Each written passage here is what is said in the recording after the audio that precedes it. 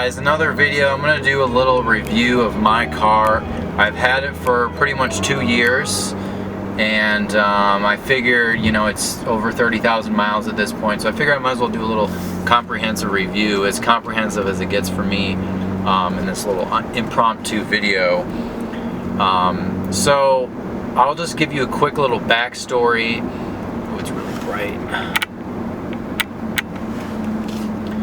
So when I was looking for a car, I really wanted a coupe, and I wanted something that was quick, but I also, you know, had a budget. My budget was pretty much 30 grand, between 25 and 30 grand. You know, you could get a lot of pretty good cars for that. I really wanted an E92 M3, but those just at the time, 2 years ago, you know, 2014, those cars just didn't go for that money then.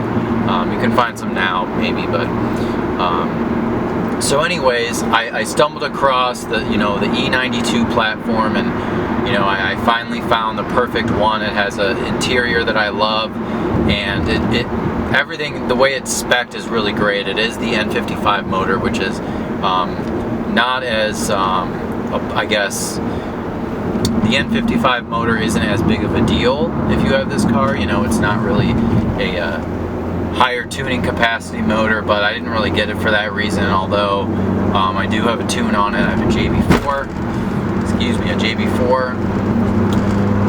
And so anyways, I've had this car 2 years. I've put about 17,000 miles on it. Never driven it in the wintertime when there was snow, and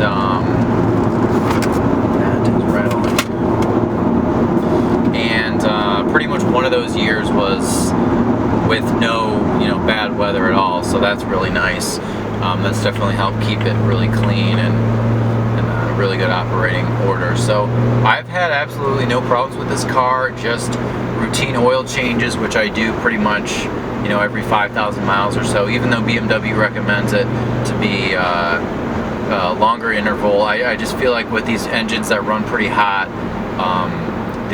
changing the oil a little bit early, it doesn't really hurt, and it's not so early that it's like so much of a waste of money, but it's definitely a little bit earlier than BMW recommends, and that's just my personal choice. Regarding, you know, the performance, it's very good. It has the M Sport package, so the handling is, you know, it's better than just the regular 335. You know, it's slightly lower. And I do have aftermarket wheels now and aftermarket rubber, so that makes a nice performance car. But I do wish that it was a little bit better around the turns. Sometimes it feels like it's a little, you know, on the heavier side, although this car isn't really that heavy. So suspension wise, it's solid but not extraordinary, and performance wise, it's very good. It's not the quickest car. I have a 6-speed, although I do have a tune and catless downpipe, so that does give me a little extra pep more than the usual. So, and as far as looks go, I don't really think it's very dated. I still see them around, and obviously I'm a little bit biased, but these cars, I think they still look good, and that's kind of why I got it. It's sort of, I wouldn't say timeless, but it's not as time specific as a lot of newer cars. They're very extreme in their, you know, the way that they're designed, and then the way that they're body molding and sculpted and all that stuff. This wasn't really extreme. It's just classy, nice. So that's what I like about it. And 2 years I've had this car, so now it's a 2011, so it's 5 years old. I don't really feel like it's old or anything. It has everything I need. Regarding the interior, you know, it's held up really well. I have the black leather, and it's just fine. You know, I don't have any pets to put in here, and I'm very careful about my shoes, and then I try to be as nice as I can to my passengers if it's a rainy day or whatever. So I'm pretty specific about what's allowed in here and what's not, no food or anything. So it stays really clean. It smells pretty good. There's nothing really more about it, and no rattles. The only rattle I have is when I'm on the accelerator, probably 50% throttle. There's a little slider cubby thing for the back passengers. No matter what position it's in, it rattles a little. But every E92 guy that I've talked to has the same problem. Even without downpipes, it just vibrates very, very easily. I think I can put some foam or some felt or something in that. I'll probably get around to doing that at some point. But it's very good. It's treated me well.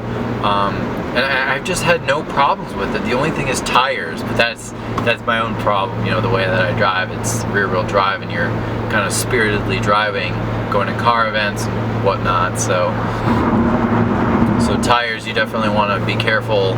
You don't get the most expensive tires if you're doing burnouts all the time. So I guess just to recap, this was sort of an impromptu. I don't have like a ton of specs. I don't have like all the money I put in, but I'm at 32,260 miles now, and I've had no problems with it. It's a BMW, and people complain about how unreliable they are, but the N55 motor is solid. I know it's not as fast as every other, the N54s, and doing all the math and stuff, which is awesome how fast you can get in those cars. But I just don't have the desire. I'm driving it enough that I don't want to be playing with it. I have a JB4, and I can just piggyback on and off as I choose. So that's really nice. I think it's a good in-between for me personally. It works. If I wanted to do more, it probably wouldn't be really my daily for all intents and purposes. So I think that's going to be it. Actually, I am thinking one of the AC vents, the little tab that you use to move the AC, that broke off. So I was lucky to find a guy that was selling a new unit, because you can't just buy the tab or the connecting piece apparently, or at least in my case, from what research I did, I couldn't find that was a good solution. So what I did was just buy the vent that just slides right in there. It was under 50 bucks. I don't remember exactly how much it was, but he was parting out his car, and for some reason someone had an extra AC vent, the exact one I needed, so that worked out. So I do think that these cars probably, they look better with some sort of spoiler on the back. I have that high kick spoiler. It's a JB Speed brand. It's not super expensive, and it really sets this car off tremendously. I think especially non-car people, I feel like they notice it more, which is not why I bought it. I just felt like the back looked really plain and kind of, not ugly, but frumpy. I don't know what you'd call it, but yeah, so it drives great. I don't have any huge plans for this car. I just want to do a little comprehensive, 30,000 mile, I know a little bit more than that, but 30,000 mile review. Nothing too spectacular to report, guys. Unfortunately, there's no dramatic news about this car. Although I would say with the JB4 Tune,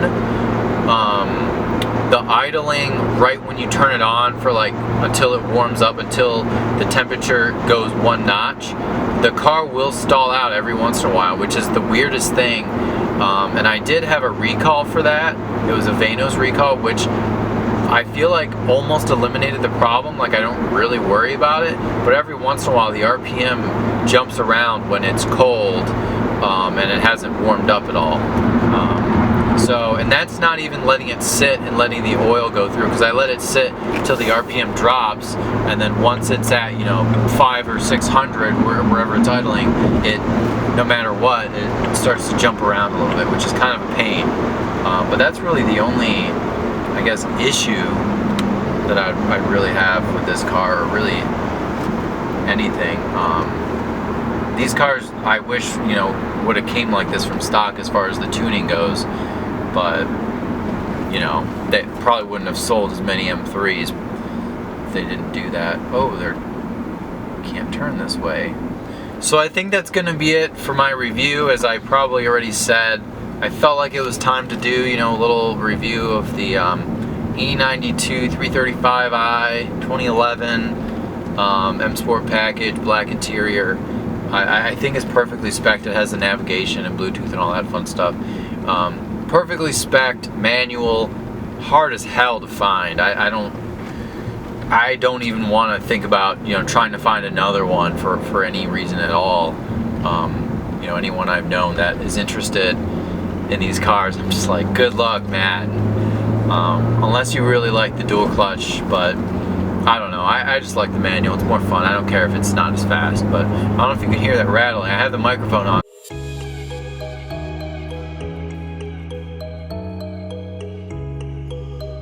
So that's going to do it for my comprehensive review. I hope you enjoyed this video and stick around for more. Thanks for watching.